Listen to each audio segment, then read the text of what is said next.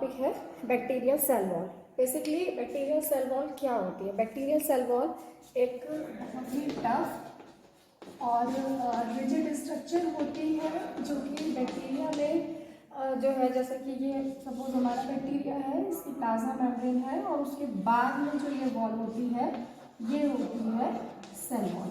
Cell wall को आप light microscope से नहीं देख सकते हैं, इसके लिए स्पेशल डिफरेंशियल स्टेनिंग टेक्निक्स होती हैं, लाइक ग्राम स्टेनिंग टेक्निक्स और इलेक्ट्रॉन माइक्रोस्कोप और प्लाज्मोलिसिस के थ्रू हम इसको जो है वो देख सकते हैं। सेल वॉल जो होती है, सेल वॉल की थिकनेस होती है अप्रॉक्स 10 to 25 नैनोमीटर और इसका जो वेट होता है वो होता है एक ड्राई बैक्टीरियल सेल के वेट के टोटल 20 to 25%। अब अगर हम इसके जो है सेल वॉल के फंक्शंस को अगर हम देखें तो सेल वॉल के फंक्शंस होते हैं, सबसे पहला फंक्शन होता है प्रोटेक्शन फ्रॉम प्लाज्मोलिसिस। देखिए क्या होता है कि जब हम किसी भी बैक्टीरियल सेल को एक हाइपरटोनिक सॉल्यूशन में डालते हैं तो सेल के सभी पार्ट्स जो है वो श्रिंक कर जाते हैं, बट जो सेल वॉल होती है वो जो है प्लाज्मोलिसिस के टाइम पे श्रिंक नहीं करती है।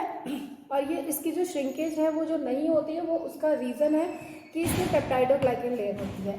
इसकी जो रिजिडिटी होती है, रिजिडिटी का मतलब है यहाँ हार्डनेस, रिजिडिटी जो होती है वो भी पेप्टाइडोग्लाइकन जो लेयर होती है उसकी वजह से होती है।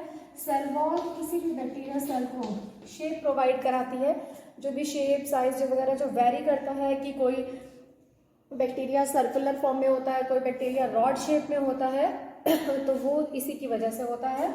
इसके अलावा सेल डिवीजन की प्रोसेस में भी जो है वो सेल वॉल हेल्पफुल होती है।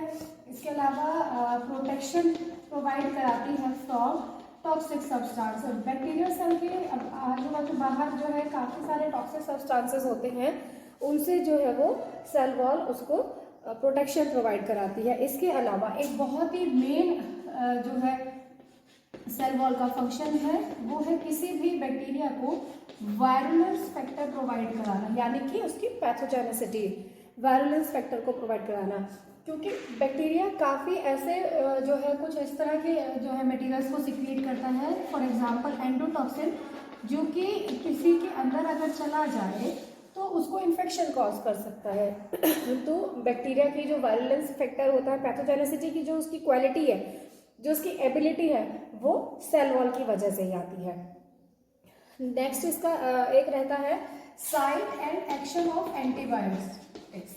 मतलब कोई भी जो एंटीबायोटिक्स अगर कभी भी हमारे अंदर कोई बैक्टीरिया इन्फेक्शन आता है और हम उसके लिए कोई भी एंटीबायोटिक अगर हम लेते हैं तो वो एंटीबायोटिक जो होता है वो उसके जो साइट है एक्शन की, कहाँ पे जाके उसको एक्टिविटी करनी है किसी भी बैक्टीरिया के ऊपर, तो उसके लिए सेल वॉल ही चाहिए होती है। तो ये इसके फंक्शंस थे। अब हम आ जाते हैं बैक्टीरियल सेल वॉल की स्ट्रक्चर के ऊपर। देखिए बैक्टीरियल सेल वॉल की स्ट्रक्चर को अगर हम एक सिंपल उसमें फॉर्म में लेके चले तो हमें पता है कि पेप्टाइडोग्लाइकन से मिलकर बनी हुई होती है। बैक्टीरियल सेल वॉल पेप्टाइडोग्लाइकन से मिलकर बनी होती है, जो कि एक इसको हम जो है वो म्यूरिन के नाम से भी जानते हैं, ऑल्सो नोन एज म्यूरिन। और पेप्टाइडोग्लाइकन जो होता है वो पॉलीमर होता है इसका शुगर और अमाइनो एसिड्स का। पेप्टाइडोग्लाइकन जो है वो पॉलीमर होता है शुगर एंड अमाइनो एसिड्स का। शुगर और अमाइनो एसिड्स दोनों मिलके एक नेटवर्क किसी भी बैक्टीरिया के चारों तरफ एक नेटवर्क बना लेते हैं, बैक्टीरिया की प्लाज्मा मेम्ब्रेन के चारों तरफ, जिसको हम बोलते हैं सेल वॉल। अब सेल वॉल भी ग्राम स्टेनिंग की जो टेक्निक है के आइडेंटिफिकेशन की सेल के लिए, उसके बेस पे अगर हम देखें तो जो ग्राम पॉजिटिव बैक्टीरिया होता है उसकी सेल वॉल की अगर हम स्पेसिफिक यहाँ पे स्टडी करें तो सबसे पहली चीज़ तो हमने अभी देखा कि पेप्टाइडोग्लाइकन से मिलकर बना हुआ है, पेप्टाइडोग्लाइकन है उसमें और अमाइनो एसिड्स है। पेप्टाइडोग्लाइकन से मिलकर बनी हुई होती है और पेप्टाइडोग्लाइकन में हमने देखा कि वो शुगर और अमाइनो एसिड से मिलके बना हुआ है। अब यहाँ पे शुगर कौन कौन सी होती है? शुगर होती है यहाँ पे नैक और नैक। नैक यानी कि एन एसिटाइल ग्लूकोसामाइन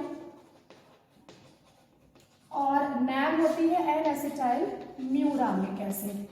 ये जो शुगर है वो शुगर जो है वो बैक्टीरिया की सेल वॉल में पेप्टाइडोग्लाइकन में ये शुगर दोनों ही प्रेजेंट होती है। अब थोड़ा सा इसके स्ट्रक्चर को हम और देखें तो आगे कि किस तरह से बना हुआ होता है।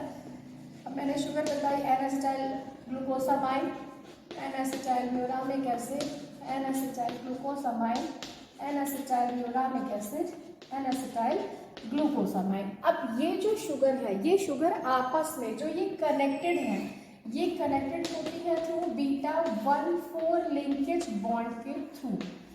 ये तो हो गया शुगर के स्ट्रक्चर। अभी अगर हम साथ में इसमें अमाइनो एसिड्स को भी लें तो हमारे जो अमाइनो एसिड्स वो एन एसिटाइल म्यूरामिक से जो है यहाँ पे अटैच रहते हैं, वो होते हैं एल एलानाइन, सेकंड होता है डी ग्लूटामाइन, थर्ड होता है एल लाइसिन और फोर्थ होता है डी एलानाइन। ये होता है। तो ये सारी जो है वो अमाइनो एसिड्स प्रेजेंट होते हैं और ये शुगर प्रेजेंट होती हैं। ये शुगर और अमाइनो एसिड इस तरह से जुड़े हुए होते हैं। अभी यहाँ पे अगर हम सेल वॉल को आगे फर्दर स्टडी करें इसी को, तो ये इसी तरह से एक पैटर्न है इसका बना हुआ होता है। अगेन यहाँ पे नैन आ जाएगा इस तरह से।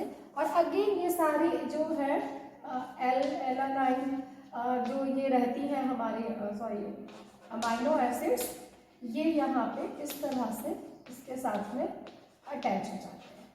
ये इस तरह से एक कंटिन्यू जो है ये पैटर्न यहाँ पे बना रहता है।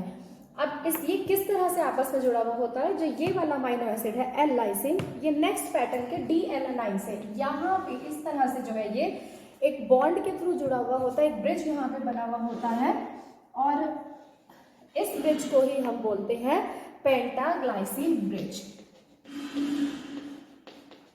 पेंटाग्लाइसिन ब्रिज, इस ब्रिज के थ्रू ये यहाँ पे जुड़ा हुआ होता है। तो इस तरह से जो है वो नैन पहले शुगर फिर अमाइनो एसिड्स फिर शुगर फिर अमाइनो एसिड्स फिर शुगर फिर अमाइनो एसिड, ऐसे करके ये पूरी स्ट्रक्चर जो है वो ग्राम पॉजिटिव बैक्टीरिया की बनी हुई होती है। ये तो हमने ग्राम पॉजिटिव की स्टडी कर ली। अब हम आ जाते हैं ग्राम नेगेटिव बैक्टीरिया के लिए।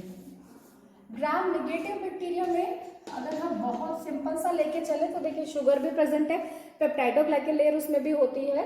पेप्टाइडोग्लाइकन लेयर में शुगर और अमाइनो एसिड्स ये प्रेजेंट होते ही हैं। लेकिन यहाँ पे एक डिफरेंस आ जाता है कि एक तो ये वाला जो कनेक्शन है एल लाइसिन वाला, ये पहली चीज। तो यहाँ पे ये जो अमाइनो एसिड है एल लाइसिन ये उसमें प्रेजेंट नहीं होता और पेंटाग्लाइसिन ब्रिज भी यहाँ पर नहीं बनता है। इसमें एल लाइसिन की जगह होता है meso di amino pimelic acid, meso di amino pimelic acid, और सेम ये यहाँ पर भी होगा। ये meso di amino pimelic acid again D alanine से अटैच होगा, सेम वैसे जैसे कि एल लाइसिन अटैच हो रखा था। लेकिन क्योंकि एल लाइसिन अटैच हो रखा था बाय पेंटाग्लाइसिन ब्रिज के थ्रू, बट यहाँ पे जो म्यूसोडाइमिन पामेलिक एसिड है ये एलानिन से अटैच होगा बाय अ सिंपल जो सिंपल इक्विवेलेंट बॉन्ड होता है उसके through, by direct covalent bond, ये यहाँ पर इस तरह से अटैच हो जाता है। तो ये एक जनरली ग्राम पॉजिटिव और ग्राम नेगेटिव का जो पेप्टाइडोग्लाइकन की जो स्ट्रक्चर थी वो एक डिफरेंस हमने यहाँ पे देखा। अभी हम इसको आगे कंटिन्यू करते हैं। अभी वापस से जो है हम ग्राम पॉजिटिव पे पहुंच जाएं तो ग्राम पॉजिटिव बैक्टीरिया में अभी हमने पेप्टाइडोग्लाइकन की स्ट्रक्चर देखी। एक और ग्राम पॉजिटिव का स्पेसिफिक एक यूनिक कैरेक्टरिस्टिक है टिकोइक एसिड। ये टिकोइक एसिड ग्राम पॉजिटिव में ही प्रेजेंट होता है, ग्राम नेगेटिव में ये एब्सेंट होता है और ये फॉस्फोलिपिड से जाके अटैच रहता है। टिकोइक एसिड क्या होता है, एक पॉलीमर है ग्लिसरॉल का। टिकोइक एसिड इज अ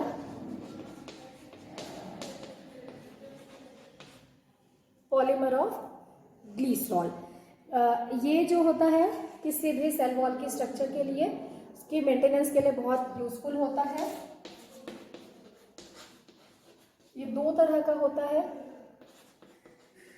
एक होता होता है सिंपल टिकोइक एसिड और एक होता है लाइपोटिकोइक एसिड। जो सिंपल टिकोइक एसिड होता है वो सिर्फ सेल वॉल से अटैच होता है ऊपर के पार्ट पे, और जो लाइपोटिकोइक होता है वो सेल मेम्ब्रेन से जाके अटैच हो जाता है।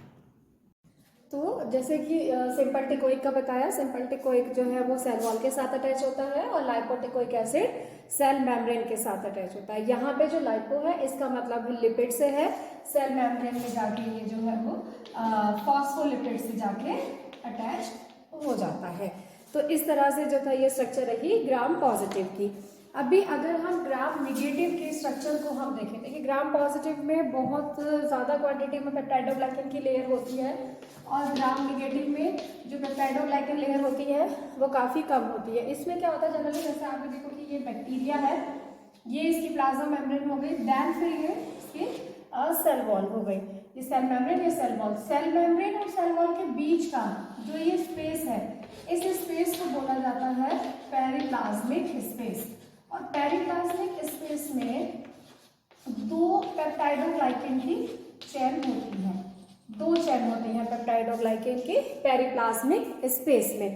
पेरिप्लाज्मिक स्पेस में जो है जिसके आउटर में ये होती है जो है दो पेप्टाइडोग्लाइकन चेन, इसके बाद में आउटर मेम्ब्रेन होती है जिसको हम सेल वॉल बोल रहे हैं, और इस आउटर मेम्ब्रेन में प्रोटीन्स प्रेजेंट होते हैं और वो प्रोटीन्स जो होते हैं एक चैनल का फॉर्मेशन करते हैं फॉर ट्रांसपोर्टेशन।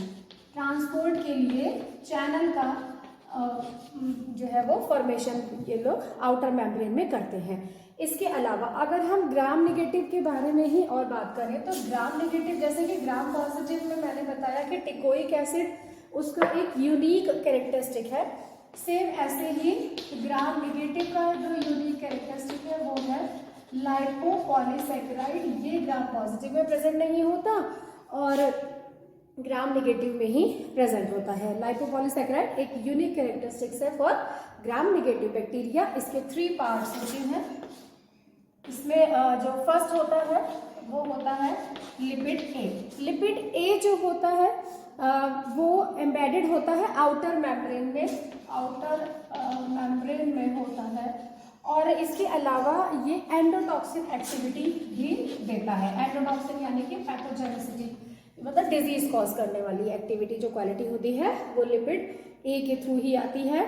दूसरा जो इसमें होता है वो होता है कोर पॉलीसैकेराइड। कोर पॉलीसैकेराइड जो होता है वो एक कार्बोहाइड्रेट की शॉर्ट चेन की फॉर्म में प्रेजेंट होता है।